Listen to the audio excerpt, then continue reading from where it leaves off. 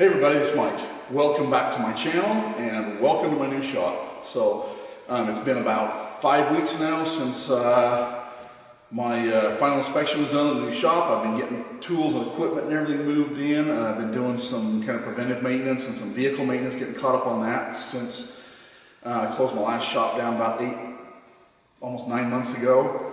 So finally have my lathe and my mill set up, mill trimmed, everything's leveled, ready to go, operational. So I have my first machining job in the new shop here. So I've got a Max tie downs black box for the back of my Jeep JK. My wife bought this for me last year for Father's Day. It's a great box, it works awesome.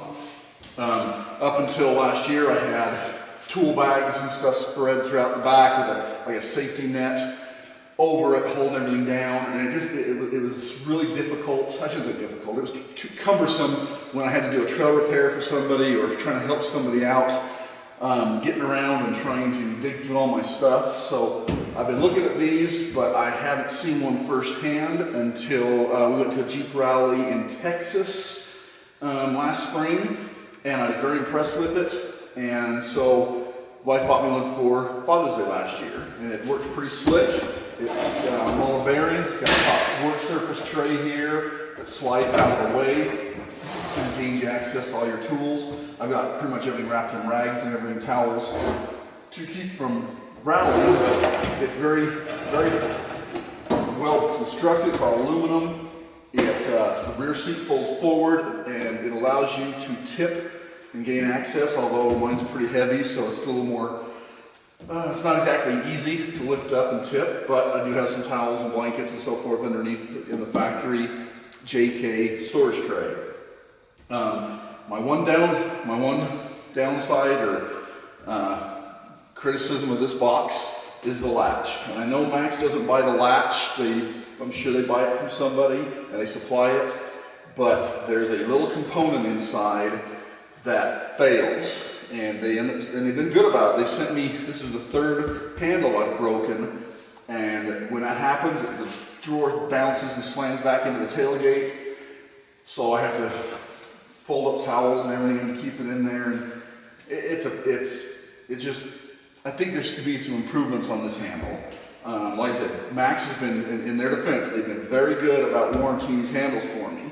Every time I call, they'll say, God, we haven't seen that before, but we'll make sure to take care of you. And I'm like, I know you've seen it before because I've had 3 fail now, and a friend of mine has had 1 fail on his, and they sent him a replacement, so I know there's got to have more than just us. And I know mine's loaded heavy. I got a lot of tools and stuff in here, but it's just a weak design, I think. It's a cast aluminum piece, so I'll bring you over to the bench, kind of show you the factory one and show you what I'm thinking about doing and building one out. It's just I think I've got some 1065 bar stock over here that I'm going to make a couple out of. I'm going to make one for mine, make one for my friends, and we're going to test the hell out of it off-road the rest of this summer. So anyway, like I said, I like the box, like everything about it, other than the fact that handle, I think, could be improved upon. The overall design is nice.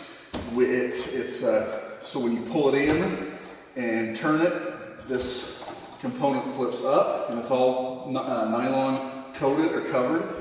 And then when you push in or to push down on it, it actually pulls it in tighter and locks that drawer in. And it works really well. Other than that cast aluminum piece, I think should have been made out of something a little stronger than cast aluminum, because it's only like 5/16 of an inch square where it's breaking, and they break in the same place every time. A friend of mine, his broke on him out of town, and I explained to him how to tear it apart, and I asked him to take a picture of it, and he sent it to me, broke the exact same place that all 3 of mine did. So I know that's the weak link, so I'm going to go ahead and machine a new one and test the hell out of it this summer. Bouncing around off-road, fire roads, rock to Moab, we're going to Southwest Colorado. We've got a lot of Jeep trips coming up, seeing as how I've been away from Jeeping for the last year that we've been looking for a house. So I'm ready to get back into it full bore, and I'll be damned if I want this thing to come bouncing open on me. So let's start machining. Okay, so I have the latch all disassembled here.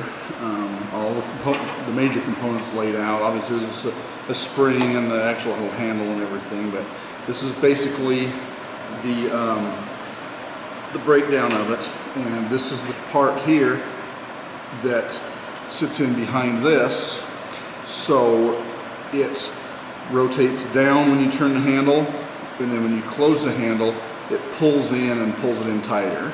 And that's where I think the strain on this component is kind of up against its limits. So here's the actual part that has failed.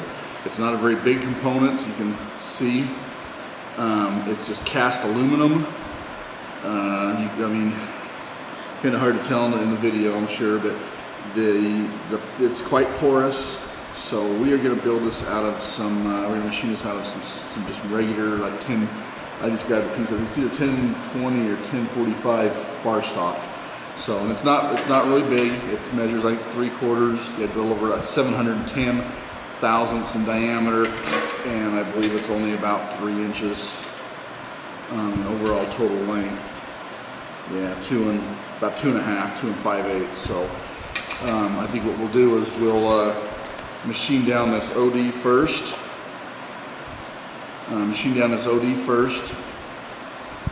And then step it down to this diameter. So we'll go from 710 down to, I believe, half.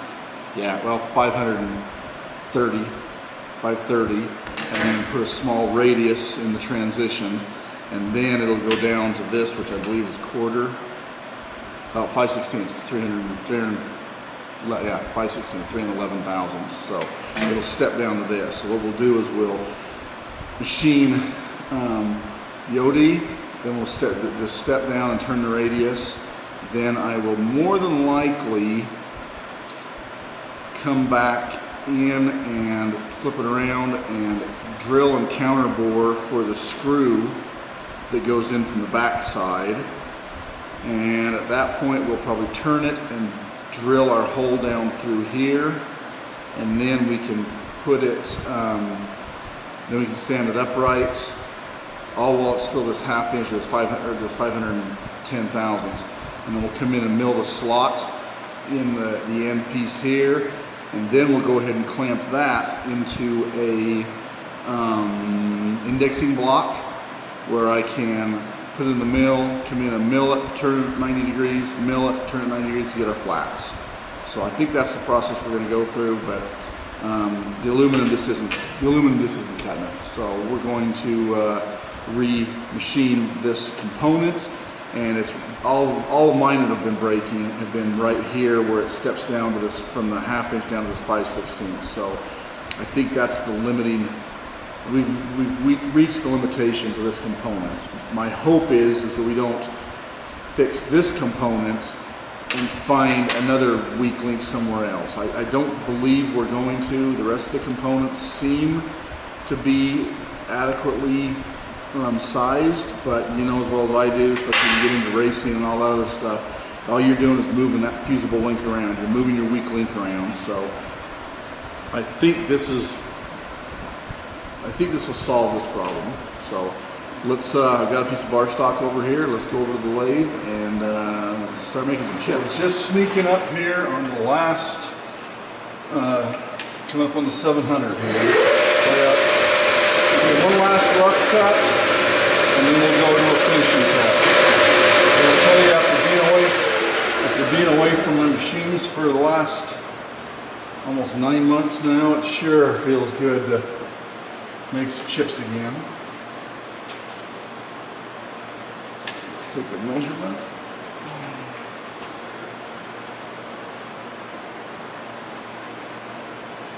And a few thousandths fat, so I'm just going to take a spin cut.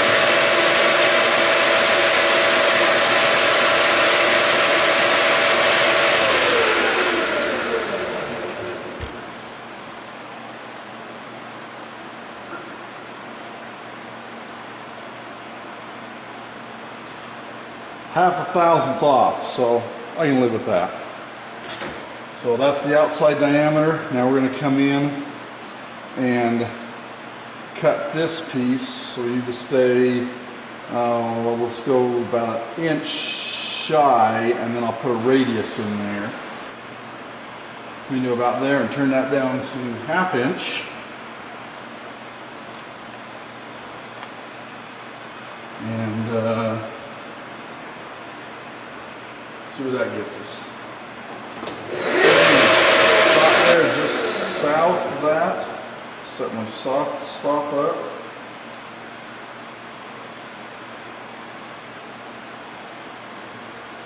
And I'll go ahead and put that.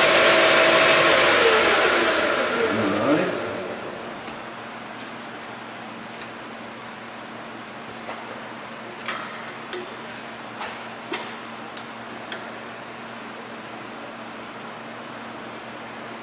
About 531, so we'll a thousandth off right there. We'll just leave it right there. So that is that piece. Now we need to come down to the radius of this before we flatten it off. So I'll measure across, and that is 300 and it's like 390. So now we gotta go down to 390 thousandths.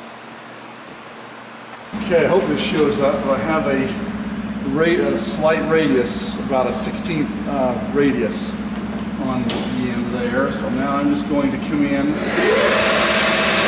bring this right up in.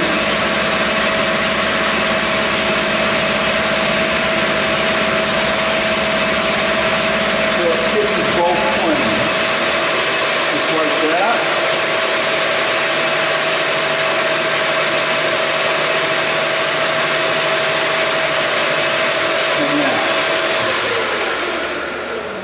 I've got a slight radius in here and there.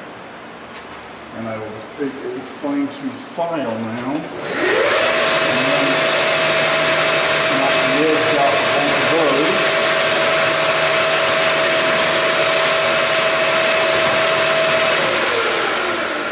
I'll grab a little bit of emery paper and run over it. And I think I'm ready to go to the mill. So we'll have that in there. So we'll go over to the mill, we'll drill our hole, machine the flats. Oh, you know what? I probably ought to do the threads in the end here real quick. And I can't remember, I got them written down. We have to find out what they are, and I'll do the threads real quick. And that should be the last of the lathe operations. Okay, so I'm glad I checked that real quick, because here's the bolt that goes in the end, this big pan head screw. It's a 6mm 1.0 thread pitch. So I need to drill down in with a 570 thousandths is what the screw measures. So I'll probably go down in about 600 thousandths, tap it, and then I come up. And because this has a slight shoulder on it, I'll actually run in with about a B drill bit and run in maybe 3/16 of an inch to countersink. So, which looks like that's what they did here. Looks like yeah, that's what it looks like they did here. Is just they have to cut this down to size first. So now I'm going to grab some tapping fluid here. Put a little bit of tapping fluid here on my tap. Put it in my drill chuck and tailstock. Run it in, and I'm just going to jog.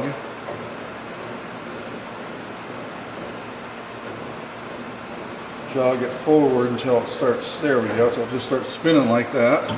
Then back it out. And then I'll go over to the hand, T-handle.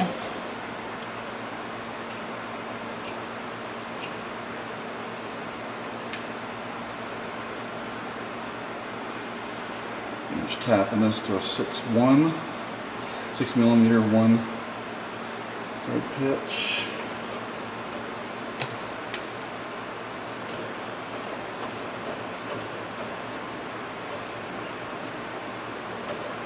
Then I'll do a little slight countersink, and I'll probably run some emery over it, ever so slightly, and part it off.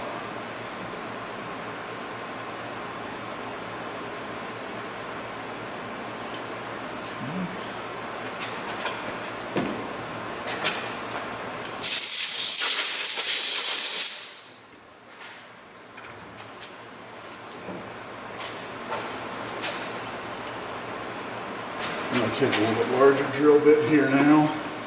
Just countersink that in for allow for that shoulder. I'm just going to go in about 200 thousandths is all.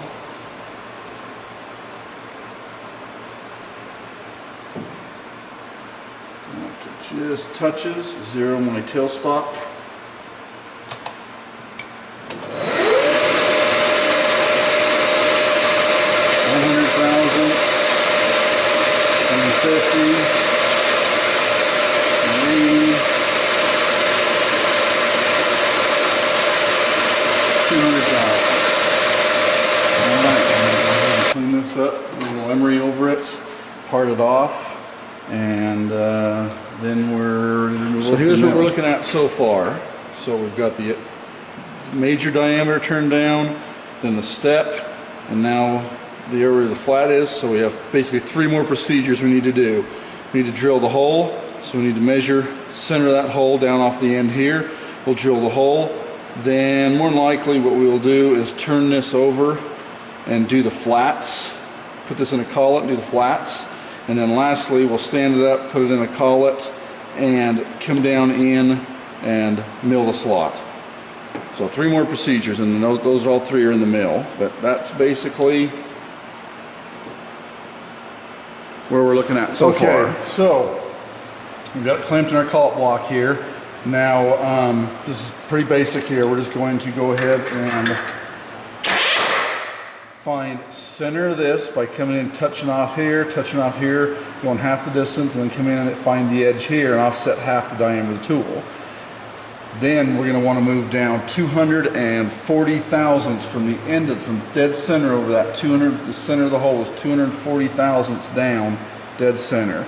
And took my pin gauge there, 200 thousandths. 202 is snug, but it'll fit. A 203 will not fit, so we'll bore that or drill that out and then ream it to 202 thousandths. And bring our DRO to 0.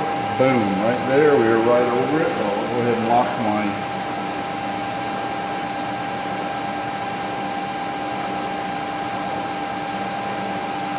my Y. And come over. Come down, come in and touch again. Boom, it just kicks, so now we're going to 0 our X. You have 2 ways you can do this. You can either offset your DRO, or you can just go ahead and move it 100 thousandths. 6 one, half a dozen of the other, generally how you do it. But okay, so now I'm dead centered. Center of this is right over the edge, and now I will go ahead and put my drill chuck and my drill bit in.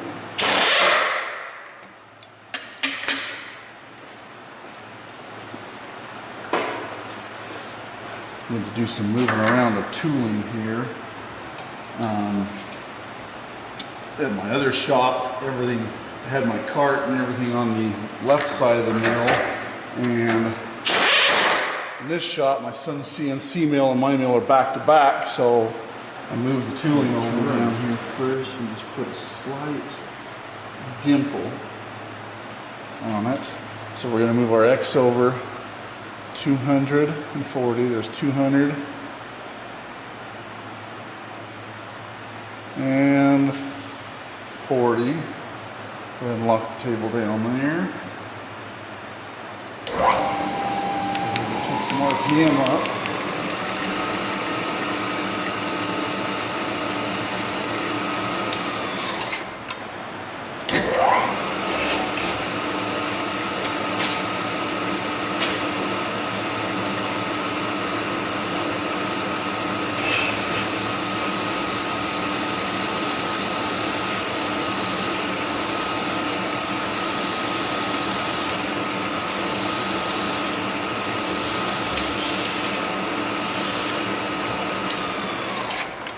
Now grab the reamer and go ahead and ream it. Alright, I apologize. I guess my camera decided, the battery decided to go dead, and I didn't notice it. So I've put the component in the 5 seats in the collet block there, and I've just gone through. That's pretty much, in a nutshell, that end. Now I'm just going to take it over to the bench, put a file on these sharp edges off real quick, and then we'll go in and do the 4 flats, and it's pretty much done. Okay, so let's pull it out of the collet block. We are one step closer. There's the new one, there's the old one. Like I said, we were good on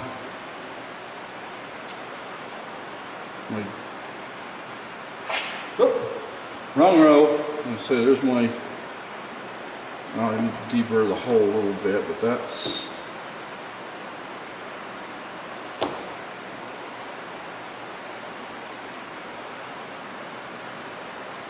go, no go, right there. So, and here's actually, I believe this is actually the pin.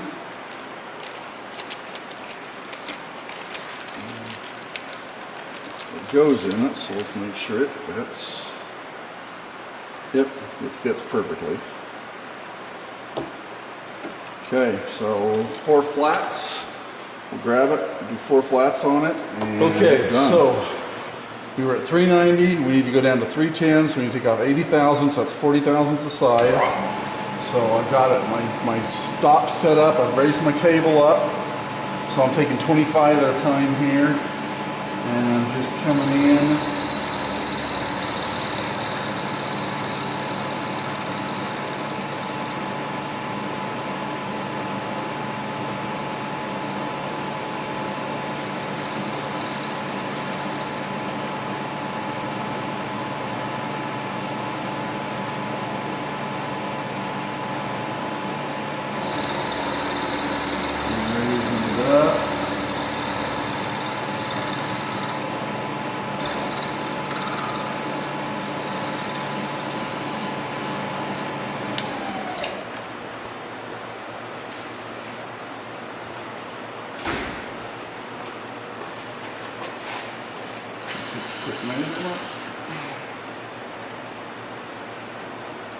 So we've got the last of the flats machined.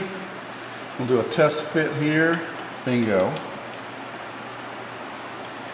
Slides right on. Okay, go just take it over to the bench vise and just knock a couple of these burrs off of the file.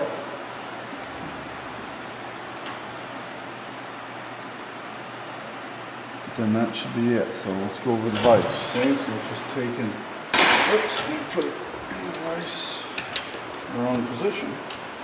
Put it where there was no burrs. So,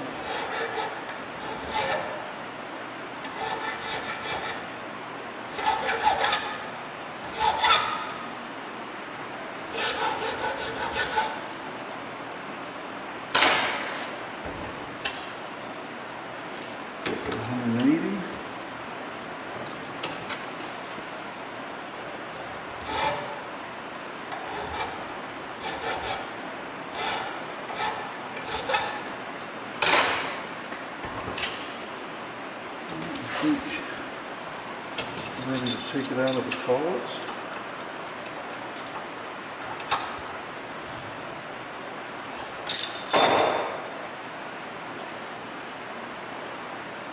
And there it is. We'll go over to the bench and compare it to the other one. Alright, so there's the new one in the foreground. There's the old one in the background.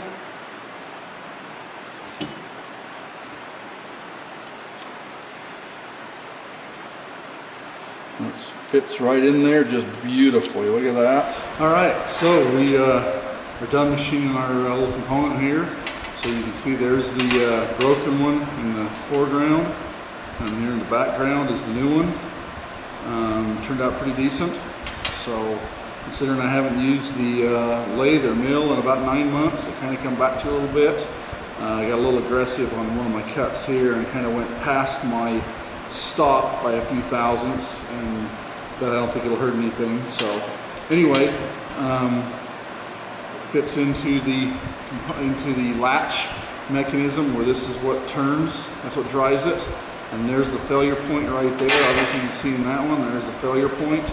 So I think this is going to be stronger. This is going to be my prototype, see if it works. So again, I appreciate you watching. Thanks to all my new subscribers. Thanks to my loyal, long-time subscribers, all a couple years now. So I appreciate it, and don't forget to like and subscribe. Thank you. See you next video.